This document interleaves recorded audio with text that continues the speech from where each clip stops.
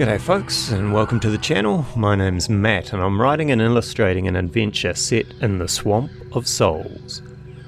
Part of that is putting together a bunch of challenges that the GM can use to help build the story and keep the combat interesting. So I'm going to start sharing those challenges with you, so you can potentially use them in your own worlds and adventures when you need a quick one-shot side quest or whatnot.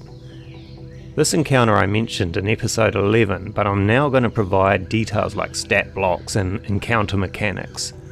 I think this is a win-win.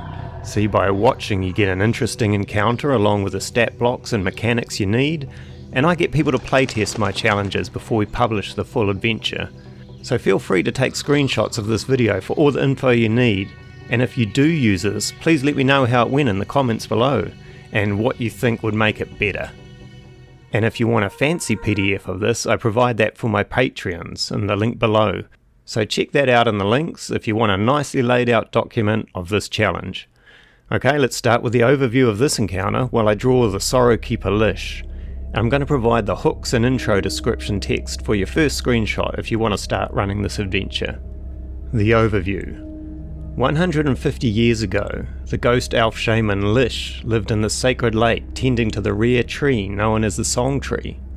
The tree was famous for its flowers that would mimic the birds that flew amongst its lofty branches, and it would share its nectar and sing a beautiful melody that was said to have brought peace to this grove. Lish herself stayed behind when the corruption came, using her power to protect her precious grove. In time, however, she was warped and twisted by the pervasive dark power, and became a malevolent sorrow keeper. Her beloved tree fell into the lake, and over time an island gathered under its splayed branches. It now sits as a bridge to this island, in the middle of a fetid lake. Its flowers are still sought after for their magical properties, although now, instead of singing, they scream in rage and anguish. It is said these screams attract curious spirits, and that the snapping flowers feed on them, growing more twisted and haunted by the day. Sorrowkeeper Lish now sits in a small hovel in the branches of the fallen tree, her eyes caked over with a parasitic mold known as eye spores that have infected all the creatures around her. She now sees through the eyes of the vicious lizard birds known as rakewings that nest in the tree branches, and also through the crocodiles that choke the lake below. She is still driven to protect her grove, seeing everything not bonded to her as a threat. For this challenge, it's up to the GM as to how much information the party has before taking on the creature. It might be a random location they have come across, or an area they have been heavily briefed on by a third party. For example, Old Shellback might have sent the party here to gather the Song Tree's seeds, and will warn of Sorrowkeeper Lish and her affinity with the rakewings that circle her abode. Okay, we'll move on to screenshot 2, and I'm going to chat about the actual encounter and Sorrowkeeper Lish's tactics, while sharing the creature stat blocks for this screenshot. The encounter. Sorrowkeeper Lish and her rakewings are highly territorial.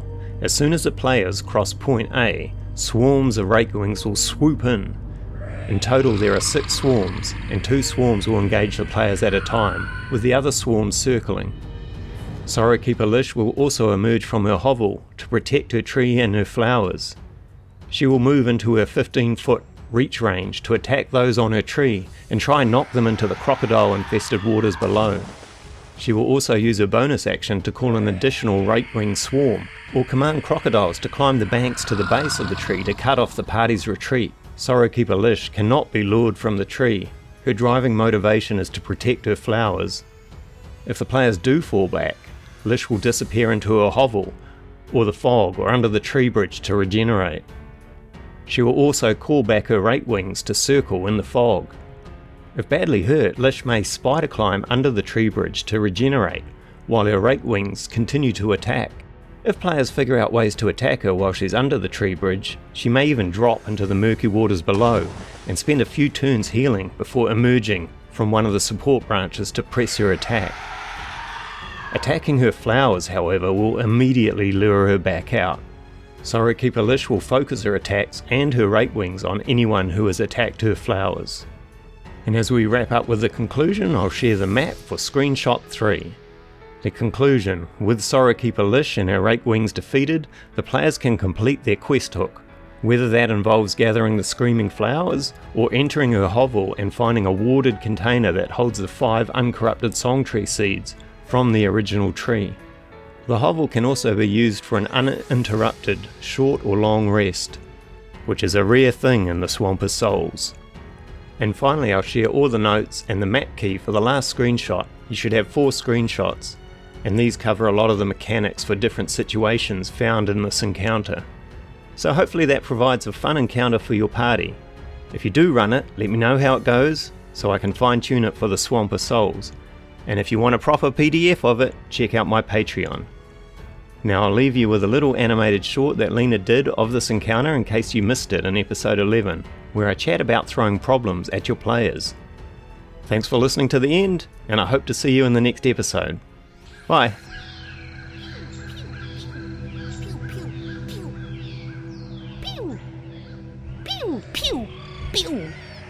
Twigby, you fool! Get under my shield! I'm quite happy out here. Pew, pew. Do you have to make that noise every time you fire? The spell does not work without verbal components. Pew, pew. That can't be the right sound. Are you even hitting them? Why would I hit them, Darn? They're living creatures. They're corrupted monsters, you damn tree-hugging elf! Well, maybe if they had more hugs, they would be less corrupted.